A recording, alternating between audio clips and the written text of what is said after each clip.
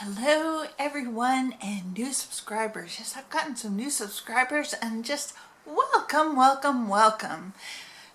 Thank you so much for subscribing because that really means a lot to me. So this channel, my name is Jenny, and this channel is mostly crochet and gardening. And every now and then I throw in something else, you just never know. But I want to talk about crochet at the moment.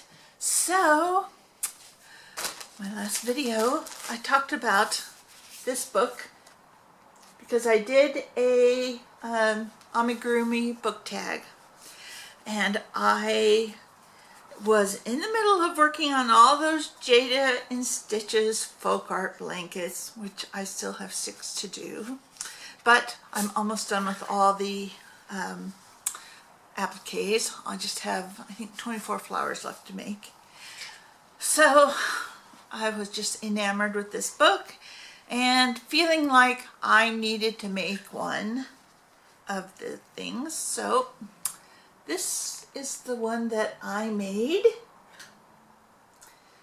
And what's it called? Paula the Parasaurolophus. So I didn't have those cute colors. I have like one shade of orange, but the other one I didn't have. So I just said, well, forget the orange. And Paula has a little Stegosaurus teddy. So first of all, here's the little teddy. 6 parts just on this little guy. And he was supposed to have safety eyes. This is going to a 2-year-old though, so there's just no way to install safety eyes, and even the book says, oh, just cut the backs off and glue them on. And I was like, no, that's not going to happen. So I just did yarn eyes. So there's the little guy, and he gets held in the arms of this little guy. Isn't he cute? Let's see. Now I learned a new technique, which you would think with all the amigurumi I've made, why didn't I know that technique?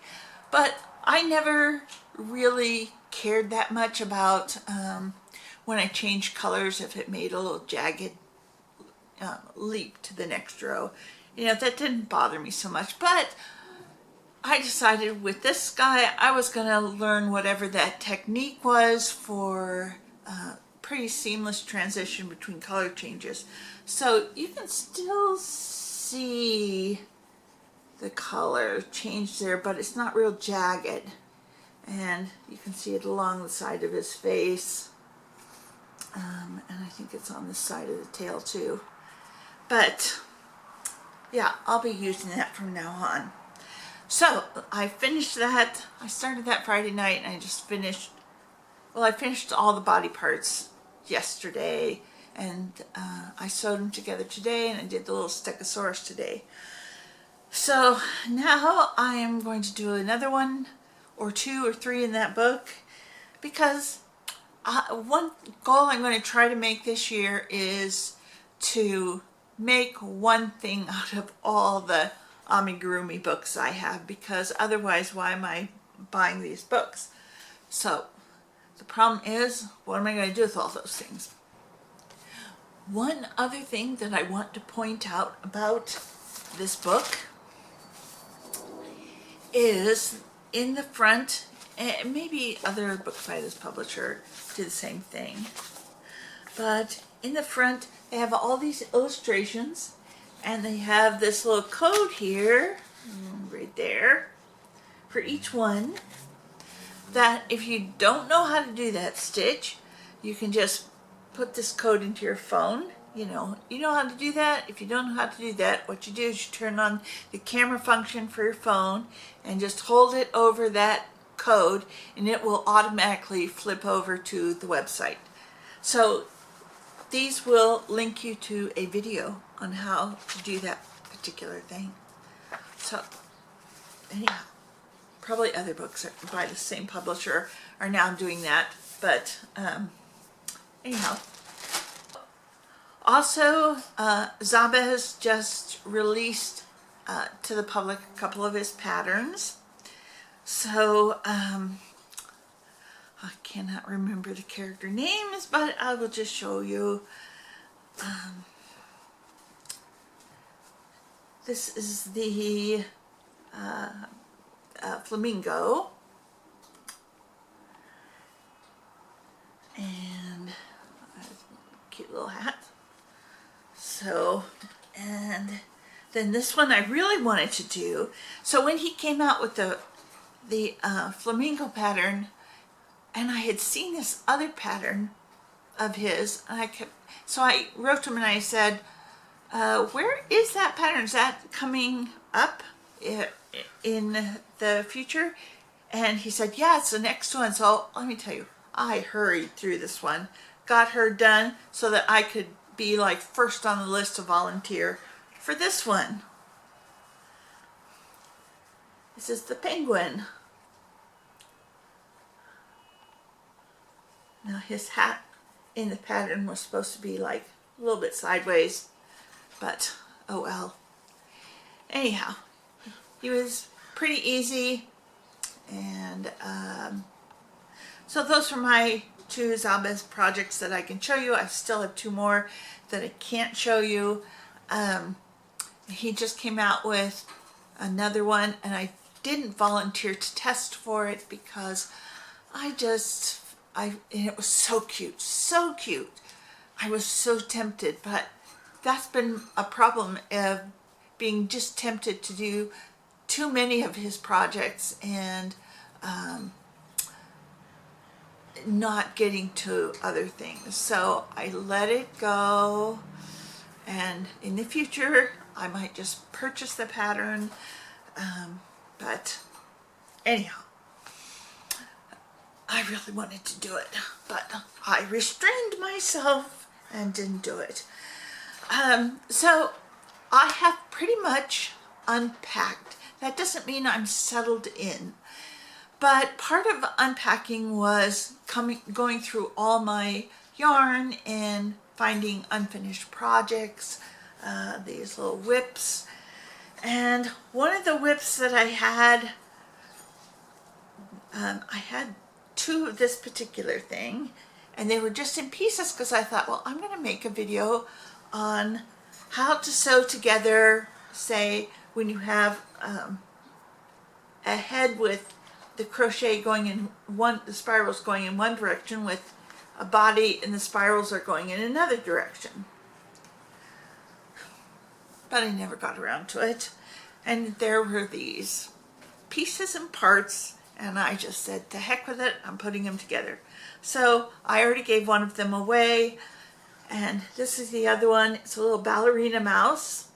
It's a free pattern. I will link the free pattern below. And this mouse, which I probably made the pieces like 2 or 3 years ago, but I learned a technique on her. She's supposed to have satin ribbon down here. I don't know where my ribbon is. Haven't found it yet.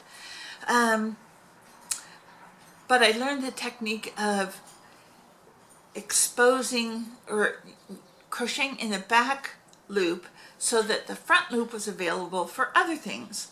So in this case, it was available to make this little skirt. So I've used that technique on like a Sharon Oyala bear, which I have a ton of. But okay, so that was a whip that I completed. Now let's talk about some of the whips that I have not completed. So hold on just a moment.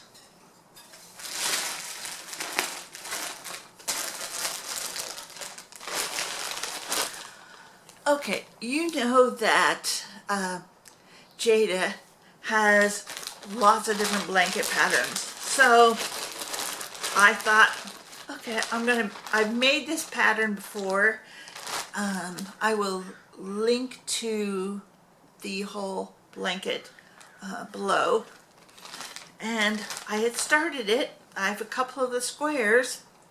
And of course, each one of these is is different. I think this is a bear, and I have the pieces for the bear, haven't sewn them on. There's 12 different squares for each month, you know, one for each month of the year. It's a whip. I go for two months worth. And I'm wondering, I don't feel like I'm going to frog it, but I really feel like I need to complete it. I do have a new baby that's coming into the family next month. But should I send the baby that, which is really definitely very childlike, or send it one of the folk art blankets, which is a little, it's definitely not newborn, interesting, but I don't know what I'm going to do. Okay, so that's one project. Then I came across a bag with bear parts in it, but not all the bear. It's really just like I had the head, part of the head. This is how much I crochet before I attach the nose and the eyes and the ears. And I had all these extra little noses, and I ended up frogging 3 of the noses because I didn't have the other parts to go with them. So I reclaimed that yarn. What did I do with it? I don't even remember what I did with it, but I reclaimed it, did something useful with it.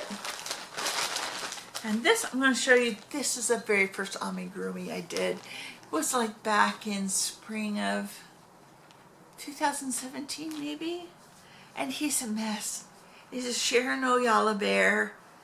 I thought, oh, he looks easy enough, and he was easy, but I just didn't have like stitch counts in my head how to make it all work. So he is a mess. A mess. I'll link to this pattern. It's a real easy pattern. I just was very inexperienced at the time. And he's also got a terrible stuffing. You know, polyfill is not all created equal. There's the kind of polyfill that you find at Halloween that you use for making spider webs on your bushes and stuff. That says polyfill. It is not good for stuffing amigurumi though, because believe me, I tried, because I was just getting started and I didn't know anything about what kind of supplies I needed for stuffing, and it just goes flat. It's terrible. It just does not hold its shape. So don't buy that kind. Let me see what else. Well, I have 6 Jada blankets. 6 of those folk art blankets. But like I said, I only have 25 flowers left to make, and then they're ready to be assembled. And it takes me about 3 days to sew everything on and do the border.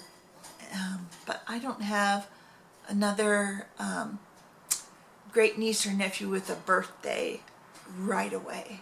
The next one will go out in March for a great niece that's turning 3. So that'll be that. And can you see this picture back here? I'll put a better picture of it right here. This painting was in the main house when the landlady bought it. The previous owners didn't want to take it with them, and I said, oh, I'll take it, because the landlady, she didn't want it. And it just matches perfectly with the sofa and the curtains and everything. And it's big. It's like 3 feet by 4 feet. It's kind of a Bob Ross style painting, but I like it. So there's that. And then, since I moved here, one of my older sisters has been sending me stuff from my mom's house, because my mom is in assisted living now, and so they were just clearing out the house, and she asked me, well, one painting I had always wanted and nobody else in the family had wanted it. I'm going to put that picture right here. So that painting now hangs over my piano, which is where I envisioned it. And but there are other paintings that my dad brought back from Vietnam, including that one. And I haven't hung them up yet. I have 6 of those. And but I will. I just have to figure out where they're going to go. Some of them are going to go in the cat room, and yeah, I'm just starting to put things on the walls and just kind of get organized. I do not feel settled in. In the meantime, that garden is going great. Well, the one raised bed where I have stuff growing, I harvested some leaves. When was it? Like Thursday maybe, and it was a big bowl full of just leaves, because you don't cut down the whole plant. You just cut the outer leaves, and then it'll just keep coming up from the middle, and you keep hacking off the outer leaves. I probably had harvested way too much for just me. It was because it was about 4 servings worth, and I sauteed them, and they were so good, but it was a lot. And since then, I mean, even just in 3 days, they've gone poof, right back, and I can go out and harvest again. So that's a thing about when you plant certain kinds of like leafy things. Just harvest the outer leaves. It'll keep producing.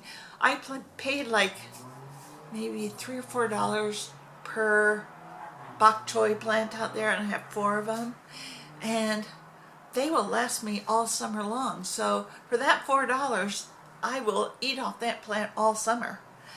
And there's 4 of them, and then there's chard and beets, and I leave the beets in the ground. I just harvest the greens. So that's really good. And my trees are starting to bloom, even though it's pretty cold here. Well, cold, relatively speaking, in the country. But we do have nights that get down into the 30s here, but never freezing. In fact, we're expecting some rain later this week, and low temperatures. So some of my trees, my fruit trees, are not quite happy with the weather yet, but others are blooming. The Meyer lemon has little tiny lemons on it, and my dwarf nectarine is blooming. Here, I'll put a picture of those blooms right here. And the key lime is trying to bloom, but it's not opening up because the days just aren't warm enough quite.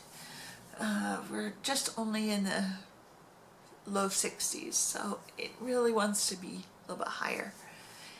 Anyhow, that's it for this video, and I want to thank you again for subscribing. Please leave a comment if there's anything here you found valuable, or just to say hi. And if you want to give me a thumbs up, that would be really appreciated. So I will talk to you all later. Have a great week. Bye-bye.